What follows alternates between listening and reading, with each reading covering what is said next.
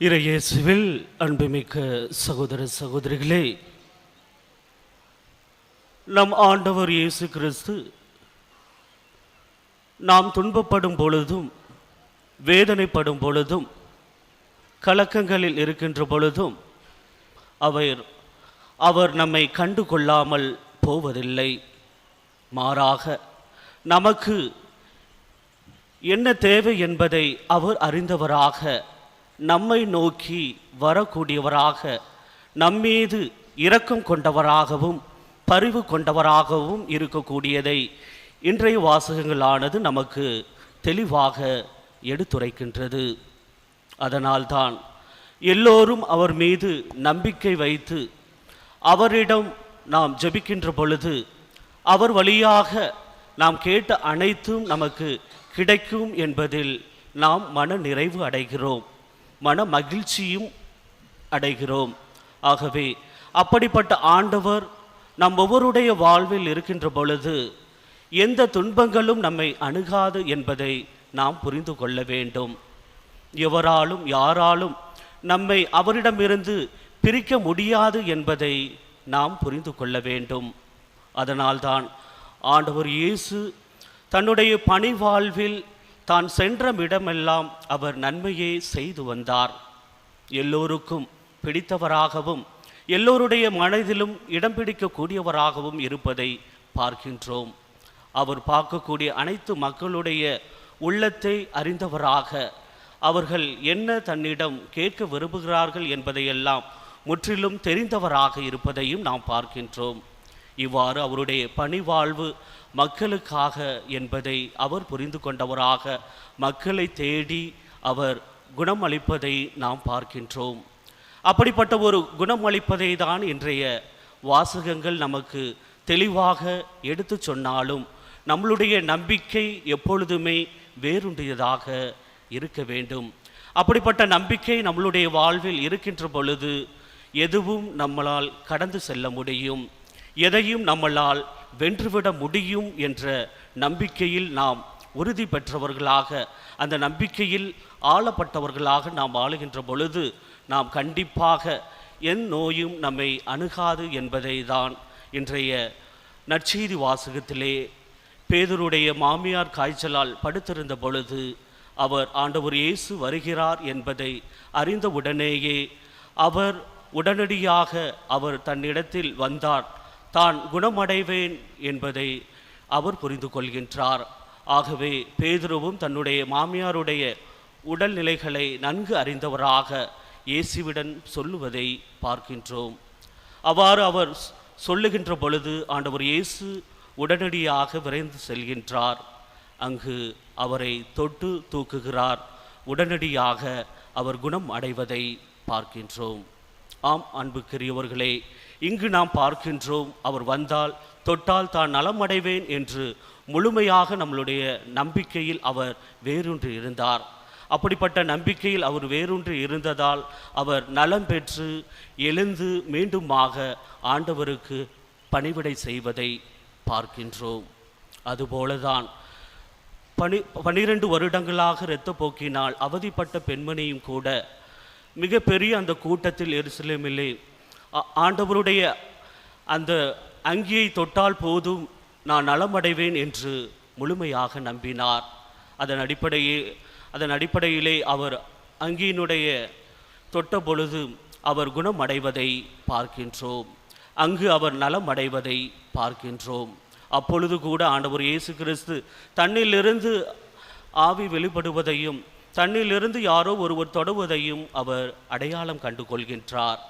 அப்படிப்பட்டவர் யார் என்று கேட்கின்ற பொழுது நான் என்று அவர் சொல்வதையும் பார்க்கின்றார். தனக்கு பெற்ற அந்த நலனை அவரிடத்திலே சொல்லும் பொழுது உம்முடைய நம்பிக்கையே உம்மை குணமாக்கிற்று என்று சொல்வதையும் பார்க்கின்றோம். இவ்வாறு பலரை நாம் வாசகங்களில் பார்க்கின்றோம். புதிய ஏற்பாடுகளில் பலரும் ஆண்டவரிடத்தில் நம்பிக்கை வைத்து குணம் அடைவதை பார்க்கின்றோம். அவர் ஒருவரால் என்னை தொட முடியும், என்னை குணப்படுத்த முடியும் என்பதையும் நாம் தெரிந்து கொள்கின்றோம். அதனால்தான் இன்று நற்செய்தி வாசகத்திலே மாலை வேளை ஆனதும் அங்கு இருக்கக்கூடிய பேய் பிடித்தவர்கள், நோயாளர்கள், உடல் ஊனமுற்றவர்கள் என்று பலரையும் அவர்களிடத்திலே கொண்டு வந்து சேர்ப்பதை பார்க்கின்றோம். காரணம், அவர் அவர்களை குணப்படுத்துவார் என்றும் அவர் அவர்களை அப்படிப்பட்ட தீராத நோய்களிலிருந்தும் ஓட்டி விடுவார் என்றும் நாம் பார்க்கின்றோம். அதனால்தான் தீய ஆவி கூட அவருடைய குரலை கேட்டு அவர் வருவதைக் கண்டு பயந்து ஓடுவதை பார்க்கின்றோம். நீர் யார் என்பது எனக்கு தெரியும் என்பது பேய்கள் கூட அடையாளம் கண்டு கொள்வதை பார்க்கின்றோம்.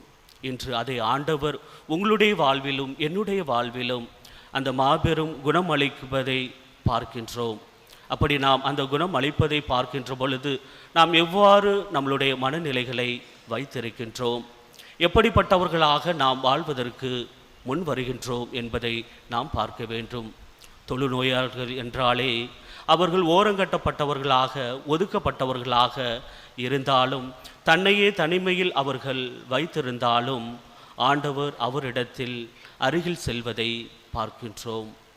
அவர் தொடுகின்ற பொழுது அவர் நம்பிக்கையோடு ஆண்டவர் தொட்டால் தன்னுடைய தொழுநோய் நீங்கிவிடும் என்று அவர் முழுமையாக நம்புவதையும் பார்க்கின்றோம். அவரும் தொடுகின்றார், அவருடைய அந்த தொழுநோய்களும் முற்றிலுமாக அவரை விட்டு நீங்குகிறது. அப்படிப்பட்ட பல புதுமைகளை ஆண்டவர் தன்னுடைய வாழ்க்கையிலே மக்களுக்காக செய்கின்ற பொழுது மக்கள் அனைவருமே அவர் பின் செல்வதை பார்க்கின்றோம்.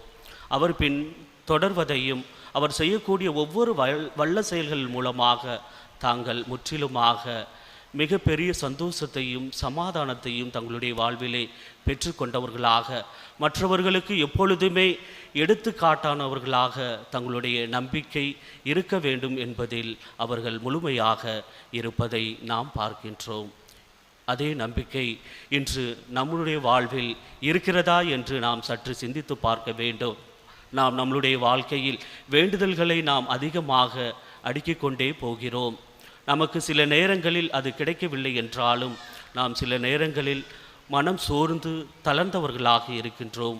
ஆனால் ஆண்டவர் சொல்கின்றார், மகளே மகனே கலங்காதே, அஞ்சாதே, நான் உன்னோடு இருக்கிறேன் என்று சொல்லி நம்மை தேற்றக்கூடியவராக, நம்மை வழிநடத்தக்கூடியவராக, நமக்கு நல் ஆயனாக இருந்து நம்மை எப்பொழுதுமே பாதுகாக்கக்கூடியவராக இருப்பதை பார்க்கின்றோம்.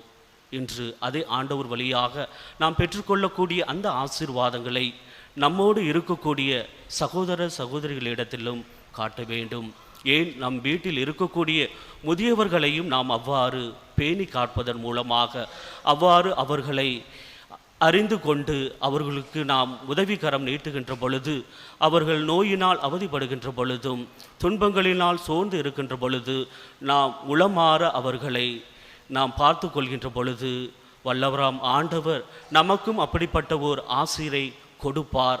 அப்படிப்பட்ட ஆசீர்வாதங்களால் நம்மை நிரப்புவார் என்பதில் எந்த விதமான சந்தேகங்களும் இல்லை, எந்த விதமான ஐயப்பாடுகளும் இல்லை. ஆகவே அன்புக்குரிய சகோதர சகோதரிகளே, நீங்களும் நானும் அப்படிப்பட்ட அந்த நம்பிக்கையில் பயணிக்கின்ற பொழுது, மற்றவர்களையும் நம்மை போல கருதுகின்ற பொழுதும், மற்றவர்களையும் நாம் ஏற்றுக்கொண்டு வாழ்கின்ற பொழுதும், நமக்கு எந்த நோய்கள் வந்தாலும் எந்த பிணிகள் வந்தாலும் ஆண்டவர் அவர் எல்லாவற்றையும் எடுத்துக்கொள்வார். அவற்றிலிருந்து நம்மை முற்றிலுமாக விடுவிப்பார் என்ற நம்பிக்கையோடு தொடர்ந்து ஆண்டவருடைய ஆசீரும் அவருடைய உடனிருப்பும் அவருடைய அருளும் நம்மளுடைய வாழ்வில் நிறைவாக கிடைக்கவும், பிறந்திருக்கின்ற இந்த புதிய ஆண்டிலே இறைவன் நம்மோடு இருந்து நாம் நினைக்கக்கூடிய எல்லாவற்றிலும் அவர் தனக்கு தேவையான எல்லாவற்றையும் கொடுப்பார் என்ற நம்பிக்கையின் வழியாக இந்த ஆண்டிலே அவர் தரக்கூடிய அந்த ஆசீரையும் அருளையும் பெற்று தொடர்ந்து மகிழ்ச்சியில் வாழ இந்த திருப்பலியிலே அப்படிப்பட்ட இறை ஆசிரை வேண்டி மன்றாடுவோம். ஆமென்.